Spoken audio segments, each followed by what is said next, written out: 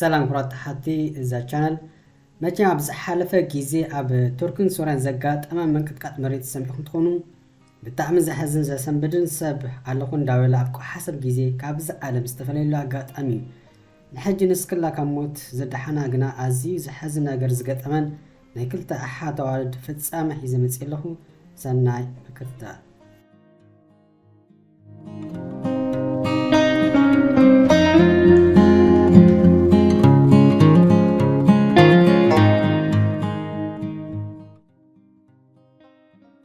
من كتقات مدري زانتا نيتن مس تريسا عدي انت دابين زنبرا كلتا أحوات ميرفي أيرم سرحتني هيوتات حن مصطفى بعوتا دقاقي مصوى كلنا سكنوا لنا تعزيزنا سكايلنا اتوم قجل هيوتات حن حلوات ناي كلتا أحوات بفرس راس تساقطا نفلاتهم زكوينيروم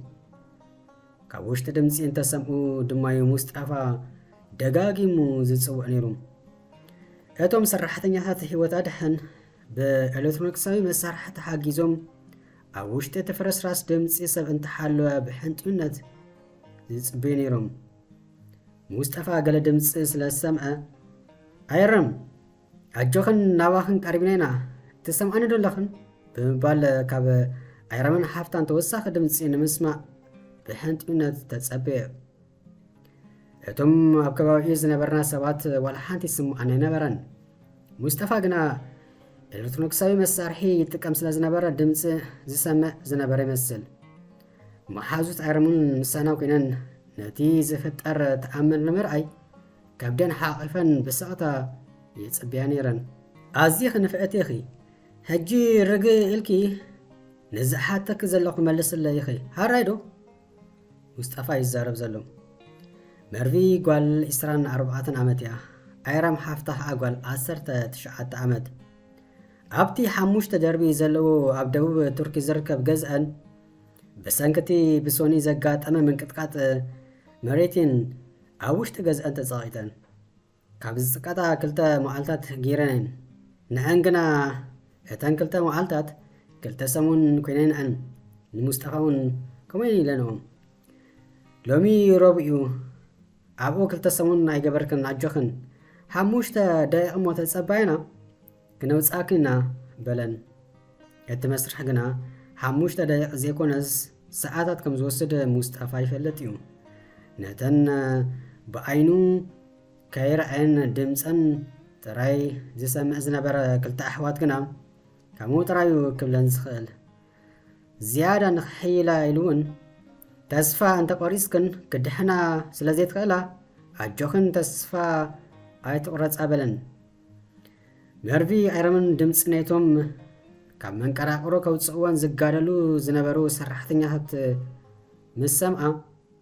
نحدن كسح جمرة أبقز مصطفاون حاقوس كنباب جميرو نابانا تمت أبيلو خاام اتزلو فنحنح زبل بوتا انت حاليو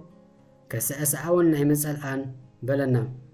اتزلو بوتا نايكلتا مترو زخون درقي كونكريت حاليف كي زركب او حادي سرحتنياتي وتادحن نايتخاوي حسن ناتي كونكريت ناي منقصاص مسرح نيشتي جيجا نابزخافة انوات موت نايتن كلتا حوات كاكتل سلازخل عزيو تنقع عزالي كمسخونا ناتوم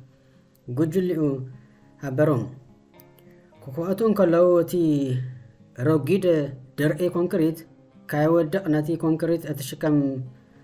بلدوزر تسوي عمسات عجوكن وصع مسبلكن كبورتا كنحبكينا مصطفى يزارب زلو عجوكم بأنا يتشعلو كوريكون دخان يبلان هاد ان ملسالو مصطفى زيادة مرفي فرحان شعلوتن كم زلوا قليسو اتقوان ساعات شمونتن فرقاني مشات يكون زلو اتخاوي خاا بزخر دد قري تقوبي قالو اتوم سرحتنيات نتي فوكيس حمد ولا بإيدوم انا تحاقاقزو يسرقولو هيالو ساعتات مسرح قنا اتماريت زينبور برتو ነዝነስታ ከስምዕ ጀሚሩ ስለዚ ስርሖም ደው ከብሉ ነይሮም ሓደ ነገር ኢና ክነቐድም ዘለና ድሕነት ሰራሕተኛታትና ሓሰን ደው ከብሉ ምስ ኣዘዞም ዘበለዩ ድሕሪ 30 ደቂቕ ሙስጠፋን ካልኦት 3 ሰራሕተኛታት ህይወት ኣድሕን ናብቲ ዝኽእትሉ ዝነበሩ ቦታ ተመሊሶም ኣይትፍርሓ እመናኒ ንኣኽን ከይወፃና ኣይ ክንዕርፍን ኢና ካብቲ ዘለኽንኦ ከወፃእክን ንስኽን ከዓ ምስ ወፃእኽን ጥዕምቲ ምሳሕ ተምስሓኒ ትኾና ሙስጠፋ ከዛኒልዩ ከምኡ ዝብለ ነይሩ እምበር ሻቅለቱ ኣቦት እዩ ነይሩ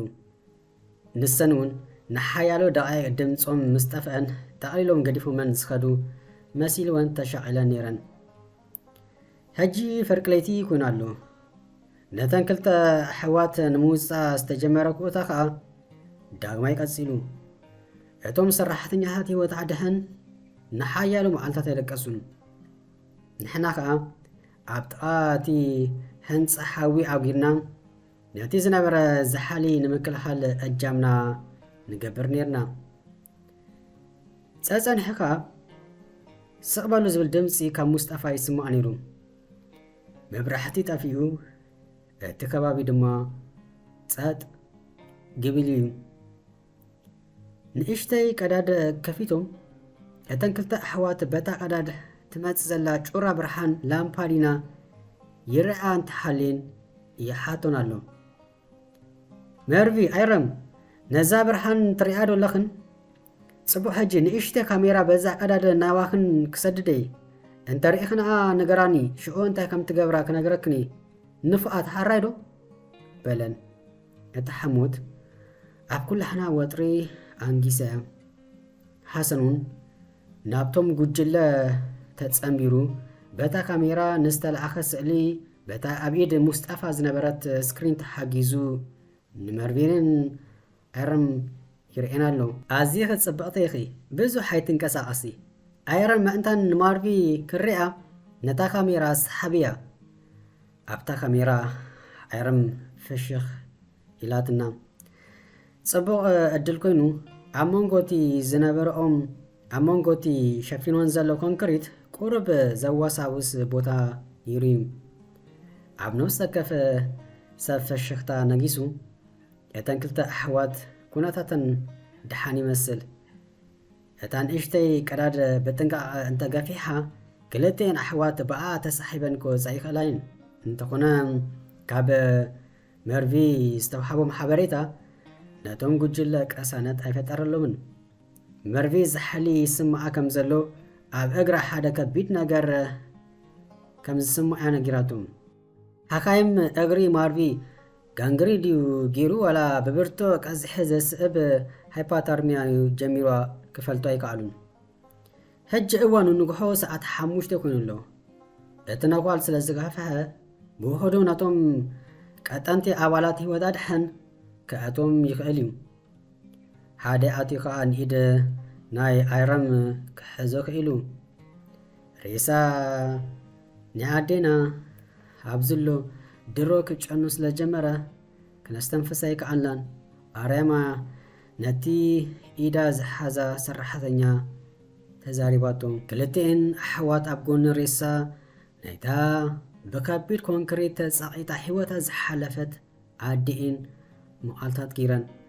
ኣዝዩ ዘሰንብድ ትርኢት እዩ ኣዴኻ ኣብ ጥቓኻ ክትኮነሉ ዘየደልየሉ እዋኑን ኣሎ እንታይ ደኣ ክገብራ ሬሳ ናይ ኣዴኤን ኣብ ይስወን ክቀብራሉን ክርሕቃሉ ኣብ ዘይክኣሉ መንቀራቕሮ ኮይነን ሓሰን ሓንቲ ካብተን ንሰዓታት ምስቶም ሰራሕተኛታት ብምኳን ትጽበ ዝነበረት መሓዙት መርቪ ስእሊ ናይ መርቪ እንትሓሊዋ ሃተታ እዚ መሕተቲኡ ብዘይ ምክንያት ኣይነበረን ስእላ ብምርኣይ እቲ ተኳዒቱ ዝተኸፈተ ነኳል ክሕልፍ ዝኽእል እንተኮይኑ ንምፍላጥ እዩ ስእሊ ኣርኣቶ ክልቲአን ኣብ ሓደ መርኣ ብጽቡቕ ክዳውንቲ ወቂበን እንከለዋ ዝተሰኣለወ ስእሊ እዩ ሓሰን ነቲ ስእሊ ብምርኣይ ግምቱ ወሲዱ ጽቡቕ ሕጂ ክነውፅአን ንኽእልና ኢሉ ሓካይም ኮቦርታን ንአን መሸከሚ ዝኮን ኣቕሓ ኣዳልዮም ኩሎም ብሕንጥነት ክጽበዩ ጀመሩ። ሰዓት 6 ፈረቓን ኣይረም መጀመርታ ወጸት ስምዒታ ተሓዋዊሱ ትስሓቕ ትበክ ነይራ። ኣምላኽ ምሕረት ይሓብኩም በጃኹም ንመርኻ ኣውፅዋ። ነቶም ሰራሕተኛታት ክትልምኖም ጀመረት። ሓሰን ናብኣ ቀሪብ ኢሉ ኣጆኺ መርቪኑን ክትወፅያ ቃል ይኣተልኩ ኣለኹ በላ። እንተኾነ